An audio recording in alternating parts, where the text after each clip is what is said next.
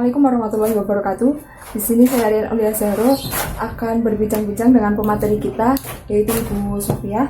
Beliau merupakan seorang yang sudah berpengalaman di bidang sindenan dan tari. Di sini kita akan berbincang tentang materi sinden dulu. Untuk selebihnya kepada Ibu dipersilahkan. Assalamualaikum warahmatullahi wabarakatuh. Terima kasih atas waktunya dan atas tugas yang diberikan pada diri saya untuk menyampaikan atau boleh dibilang berbagi pengalaman tentang seni. Yang pasti saya bukan dari akademis, jadi ilmu yang saya dapatkan selama ini berdasarkan otodidak atau saya hanya menonton dan mendengar atau melihat. Jadi yang saya sampaikan di sini kalau yang hubungannya dengan karawitan atau kesindenan, istilah bahasa ininya kan sindenan, cengkok maupun cara memulai sebuah tembang. Tembang itu kan ada beberapa macam, ada tembang mocopat, ada tembang lagu. Tembang mocopat itu yang sudah dibakukan sejak dulu. Terus ada lagu-lagu, misalnya mocopat itu ada beberapa yang awalnya mijil, yang penutupnya adalah bocong. Yang mijil itu cengkoknya seperti ini. Omo kaki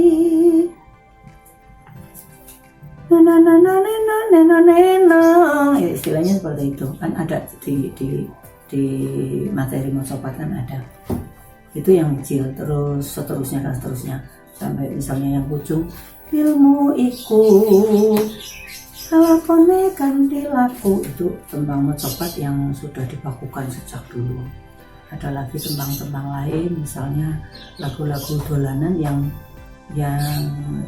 memang zaman dulu itu, era-era dulu itu untuk hiburan anak-anak orang keraton atau bahkan mungkin anak-anak orang kaya istilahnya waktu itu, karena dilarang keluar, zaman masih ada penjajah. Jadi di sini tembang itu justru sampai sekarang itu masih dipakai. Sebagai contoh misalnya puto kala solai lonjak dan seterusnya. Ada juga lagu yang ditafsirkan sebagai tembang yang ditafsirkan sebagai penghantar sebuah nasihat tapi semu.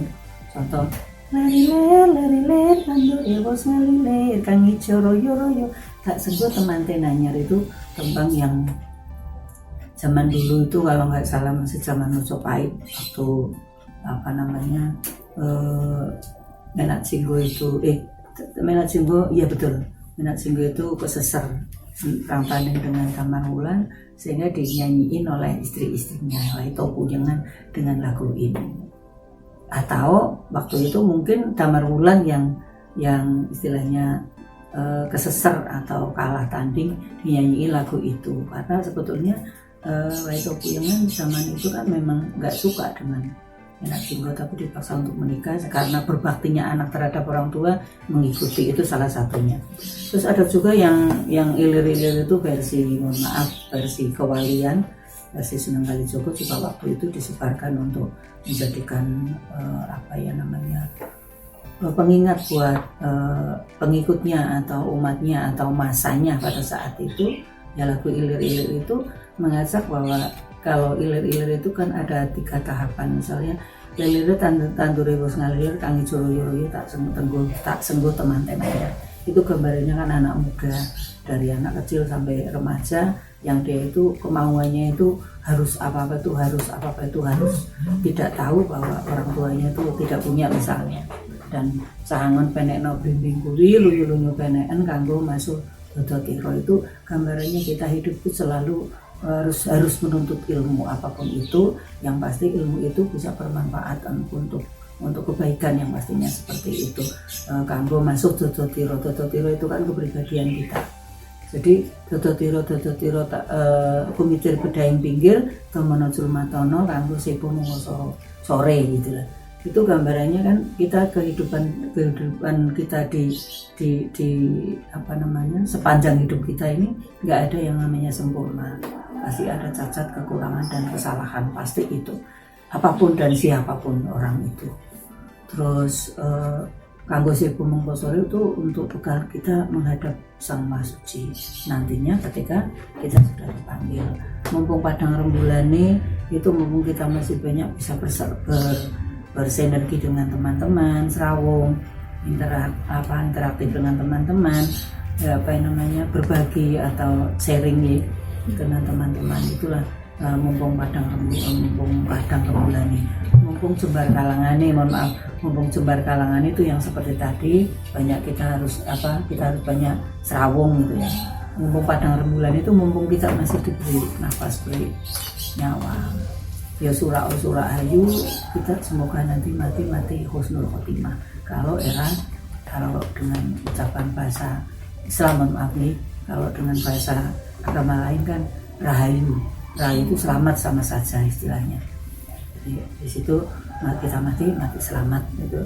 Selama dalam hidup ini kita bisa memanfaatkan hidup ini. Bagaimana sih hidup ini? Bagaimana kita menghargai orang-orang yang ada di sekitar kita dan seterusnya. Itu ilir-ilir. Kalau yang tembang-tembang yang dikasihkan ke anak didik dalam satu sanggar atau dalam satu sekolahan seni itu kan sesuai dengan, mohon maaf ya, karakter atau garap gending yang mau digarap. Misalnya kita mau menggarap gending Solo ya, gending Surakarta, gending ageng gitu. Gending ageng contoh seperti Gambir Sawit. Kalau Pangkur kan Ladrang.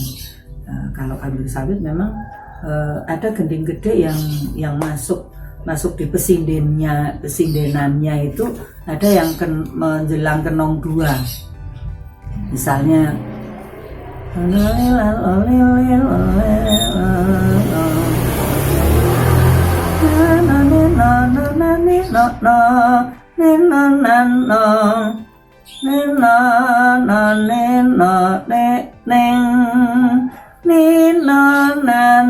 terus begitu sama dengan baris pertama.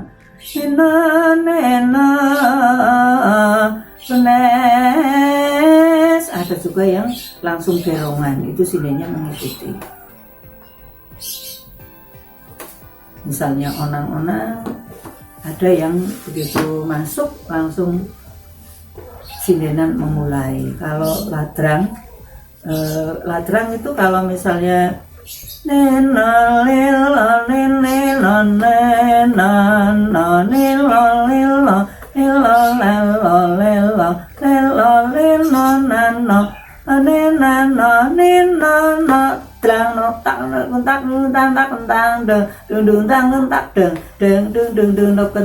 Pangkur Wirama Lombo, ada yang seperti itu. Terus ada juga yang sengsem misalnya.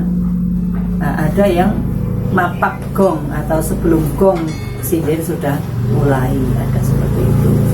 Terus ada juga yang nunggu gendang misalnya dibikin kibaran tang tuh detentok dong baru mulai sindenan. Begitu juga dengan Banyumasan, misalnya eling-eling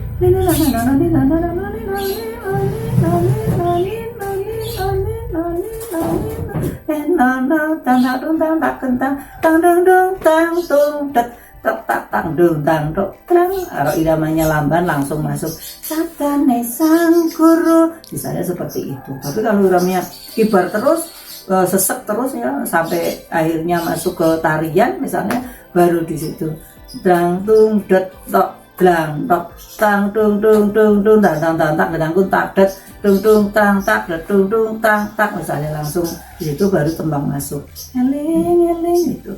Seperti itu kalau lancaran. Begitu juga ricik-ricik Banyumasan. Ada juga yang lancaran gaya Solo yang harus ditembangi, ada juga.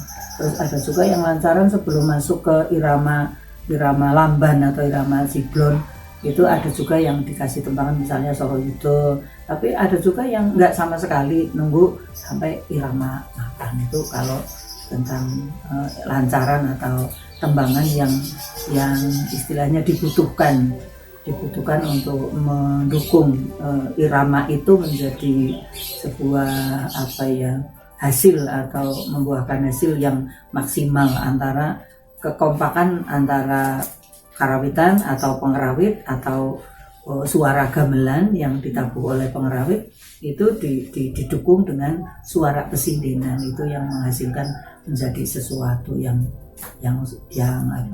sesuai target, misalnya sesuai standar misalnya.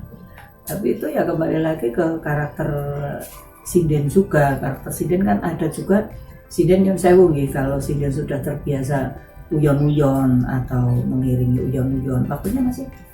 Nah, kalau yang mengiringi uyon-uyon merasa kalau saya harus nyanyi dengan mars, harus cepat, itu kadang-kadang ogah-ogahan, atau boleh dibilang aku nggak karakternya nggak itu deh, nggak aku banget gitu loh.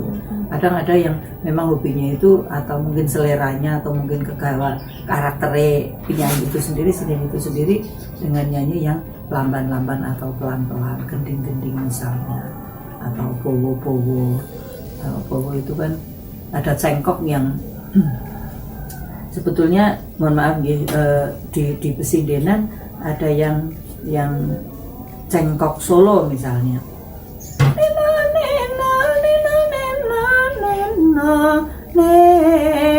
Itu yang satu ke irama nada dua.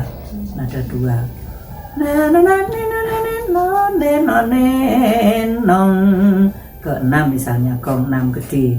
Terus ada juga cengkok Banyumasan asli, itu yang jarang dimiliki oleh wilayah lain. Itu salah satunya gending-gending Banyumasan itu. Itu cara nyuwuk dengan gaya Banyumasan. Jadi kalau misalnya cengkok Banyumasan untuk nyuwuk gending Banyumasan kok diterapkan untuk nyuwuk ayak Solo, itu kurang masuk. Begitu juga kalau gending Banyumasan itu ditembangi dengan Jarweng calmo kang ponca tanjitno, itu kan Solo. Jadi mau tidak mau, kalau kita mau menampilkan Banyumasan, gending Banyumasan, ya dengan vokal atau syair yang Banyumasan. Cengkoknya juga diusahakan untuk sesuai, istilahnya sesuai dan seimbang dengan bahasa Banyumasan atau gending Banyumasan, ya semacamnya. Terus ada juga yang namanya tembang-tembang yang sekarang lagi istilahnya banyak digemari oleh anak-anak muda. Kan tembang itu, tembang masuknya lagu, cuma kalau kadang-kadang bahasa nyinden nembang dengan nyinden dengan nembang itu kan sebetulnya hampir sama, cuma bedanya kalau nyinden cenderung dengan klasik, tapi kalau nembang bisa klasik, bisa kolaborasi, atau bisa yang era-era sekarang ini. Terus ada juga yang kidung itu sama-sama tembang. Jadi kalau tembang itu bernuansakan happy, atau bahkan mungkin untuk mengiringi pewayangan yang suasananya sendu atau sedih atau sedang kondisi berkabung, itu juga lewat sindenan tembang itu. Tapi kalau kidung itu tembang yang diungkapkan dengan syair yang bermuatan doa, itu namanya kidung. Misalnya ono kidung rumaksa wengi, dan seterusnya. Ada kidung inilah, ada di buku-buku macapat, buku kidungan itu ada banyak yang masih kagungan. Salah satunya Pak Harto itu masih kagungan, mungkin Pak Bejo juga kagungan, yang istilahnya tembang-tembang kidung, tembang tapi yang muatannya itu adalah muatan doa, atau ya kalau keren sekarang kan religius istilahnya seperti itu. Tapi kalau dulu kan memang sebetulnya gamelan itu sendiri juga kalau dulu tuh alat untuk meditasi. Jadi zaman dulu masih zaman era dulu kan gamelannya nggak sebanyak yang sekarang.